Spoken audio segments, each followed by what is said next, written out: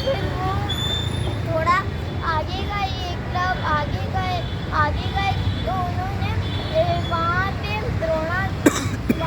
द्रोणाचार्य जी की मूर्ति बना दी और एक छोटी सी हट बना दी कि वहाँ पे वो रहते थे और वहीं पे वो प्रैक्टिस करते थे। सुबह उठ के वो द्रोणाचार्य जी पे फूल चढ़ाते थे। तो फिर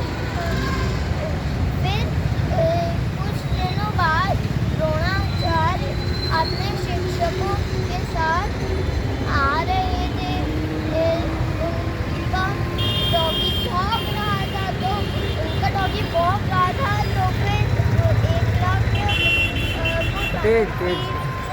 धनुष तीर चलाने में डिस्टर्बेंस हो रहा था। तो फिर एकलव्य ने डॉगी के मुंह में धनुष तीर चला दिए। ना ऐसे चलाए कि ना उससे ब्लड निकला और ना उस डॉगी को कोई चोट पहुंची। तो फिर वो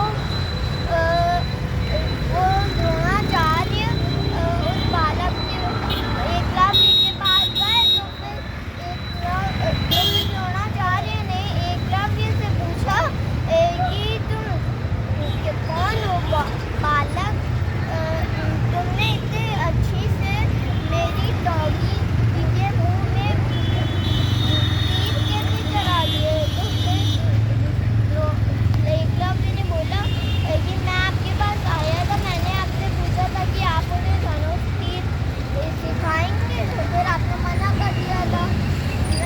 यहीं पे मैंने आपकी मूर्ति बना ली और यहीं सुबह आपकी मूर्ति को पूजा था और यहीं पे मैं अपनी प्रैक्टिस करता हूँ। तो द्रोणाचार्य ने सोचा कि अरे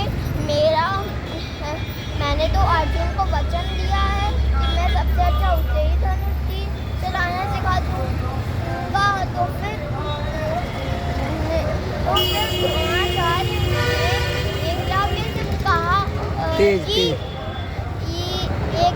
से कहा कि जो भी गुरु से सीखता है वो गुरु दक्षिणा देता है। तो फिर एकलव्य ने कहा कि हाँ, आप क्या मांगेंगे मुझसे? गुरु दक्षिणा मैं आपको दूंगा। तो फिर द्रोणाचार्य ने एकलव्य से कहा मुझे अपने राइट हैंड का अंगूठा दे दो।